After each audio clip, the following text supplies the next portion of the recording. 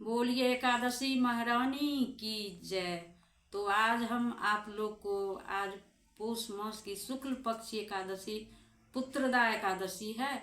तो आज हम पुत्रदा एकादशी व्रत के कथा हम आप लोग को सुना रहे हैं। तो आप लोग सुनिए। श्री कृष्ण गोविंद हरे मुरारी, हे नाथ नारायण वासुदेव। श्री कृष्ण गोविंद हरे मुरारी, हे नाथ नारायण वासुदेव। हे नाथ नारायण वासुदेव, हे नाथ नारायण वासुदेव। श्री कृष्ण गोविंद हरे मुरारी, हे नाथ नारायण वासुदेव। बोलिए एकादशी महारानी की जय। युधिष्ठिर ने बोले, श्री कृष्ण कृपा करके पौष मास के शुक्ल पक्ष की एकादशी का महात्म बतलाइए। उसका नाम क्या है, उसे करने की विधि क्या है, उसमें किस देवता का पूजन किया जाता है। भगवान श्री कृष्ण ने कहा, राजन, पौष मास के शुक्ल पक्ष का जो एकादशी है उसका नाम पुत्रदा है।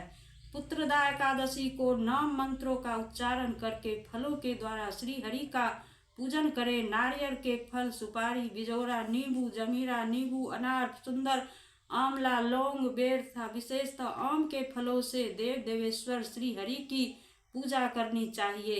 इसी प्रकार धूप दीप से भगवान की अर्चना करे। पुत्रदा एकादशी को विशेष रूप से दीप दान करने का विधान है। रात को वैष्णव पुरुषों के साथ जागरण करना चाहिए। जागरण करने वाले को जिस फल की प्राप्ति होती है वह हजारों वर्ष तक तपस्या करने से भी नहीं मिलता। यह सब पापों को हरने वाली उत्तम तिथि है। चराचर जगत सहित समस्त त्रिलोकों की इससे बढ़कर दूसरी कोई तिथि नहीं है। समस्त कामनाओं तथा सिद्धियों के दाता भगवान नारायण इस तिथि की अधिदेवता है। पूर्व काल की बात है, भद्रावती पुरी में राजा सुकेतु मौन राज करते थे। उनकी रानी का नाम चंपा था। राजा के बहुत समय तक कोई वंशधर पुत्र नहीं प्राप्त हुआ, इसलिए दोनों पति पत्नी सदा चिंता और शोक में डूबे रहते थे। राजा के पितर उनके दिए हुए जल को शोकोपचावास में गर्म करके पीते थे। राजा के बाद और कोई ऐसा नहीं दिखाई देता जो हम लोगों का तर्पण करेगा। यह सोच सोच कर पितर दुखी रहते थे। एक दिन राजा घोड़े पर सवार होकर गहन वन में चले गए। पुरोहित आदि किसी को इस बात का पता न था। मृग और पक्षियों के सेवित उस सघन कानन में राजा भ्रमण करने लगे। मार्ग में कहीं सियार की बोली सुनाई पड़ती थी तो कहीं उल्लुओं की। जहाँ तहाँ भालू और मृग दृष्टिगोचर हो रहे थे। इस प्रकार घूम घूम कर राजा वन की शोभा देख रहे थे। इतने में दोपहर हो गई।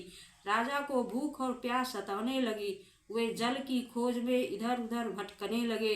किसी पुण्य के प्रभाव से उन्हें एक उत्तम सरोवर दिखाई दिया। उसके समीप मुनियों के बहुत से आश्रम थे। शोभाशाली नरेश उन आश्रमों की ओर देखा। उस समय शुभ की सूचना देने वाले शकुन होने लगे। राजा का दाहिना नेत्र और दाहिना हाथ फड़कने लगा, जो उत्तम फल की सूचना दे रहा था। सरोवर के तट पर बहुत से मुनि वेद पाठ कर रहे थे। उन्हें देखकर राजा को बड़ा हर्ष हुआ। वे घोड़े से उतरकर मुनियों के सामने खड़े हो गए और पृथक पृथक उन सबकी वंदना करने लगे। वे मुनि उत्तम व्रत का पालन करने वाले थे। जब राजा ने हाथ जोड़कर बारंबार दंडवत किया तब मुनि बोले, राजन, हम लोग तुम पर प्रसन्न हैं। राजा बोले, आप कौन हैं, आपके नाम क्या हैं तथा आप लोग इसलिए किस लिए यहाँ एकत्रित हुए हैं, कृपया यह सब बताइए। मुनि बोले, राजन, हम लोग विश्वदेव हैं, यहाँ स्नान के लिए आए हैं। माघ मास निकट आया है। आज से 5वें दिन माघ का स्नान आरंभ हो जाएगा। आज ही पुत्रदा नाम की एकादशी है, जो व्रत करने वाले मनुष्यों को पुत्र देती है। राजा ने कहा, विश्वदेवगण, यदि आप लोग प्रसन्न हैं तो मुझे पुत्र दीजिए। मुनि बोले, राजन, आज पुत्रदा नाम की एकादशी है। इसका व्रत बहुत विख्यात है। तुम आज इस उत्तम व्रत का पालन करो। महाराज, भगवान केशव के प्रसाद से तुम्हें पुत्र अवश्य प्राप्त होगा। भगवान श्री कृष्ण कहते हैं, युधिष्ठिर, इस प्रकार उन मुनियों के कहने से राजा ने उस उत्तम व्रत का पालन किया। महर्षियों के उपदेश के अनुसार विधि पूर्वक पुत्रदा एकादशी का अनुष्ठान किया। फिर द्वादशी को पारण करके मुनियों के चरणों में बारंबार मस्तक झुकाकर राजा अपने घर आए। तदंतर रानी ने गर्भ धारण किया। प्रसव काल आने पर पुण्य कर्म राजा के तेजस्वी पुत्र प्राप्त हुआ, जिसने अपने गुणों से पिता को संतुष्ट कर दिया। वह प्रजा का पालन हुआ।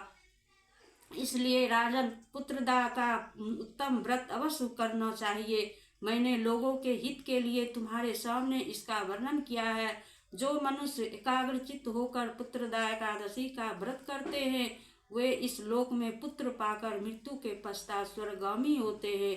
इस महात्म को पढ़ने और सुनने से अग्निष्टोम यज्ञ का फल मिलता है। पुत्र न होना बड़ा ही दुखपूर्ण है, उसमें भी दुखपूर्ण है पुत्रदा का कुपुत्र होना। अतः सर्वगुण संपन्न और सुपुत्र पाना दुर्लभ है। ऐसा पुत्र उन्हें भी प्राप्त होता है जिन्हें साधु जनों का आशीर्वाद प्राप्त हो तथा जिनके मन में ईश्वर की भक्ति हो। इस कलयुग में सुयोग पुत्र प्राप्ति का उत्तम साधन पुत्रदा एकादशी का व्रत ही है। इसलिए हम सब आदमी को, सब भक्त को पुत्रदा एकादशी का व्रत करना चाहिए।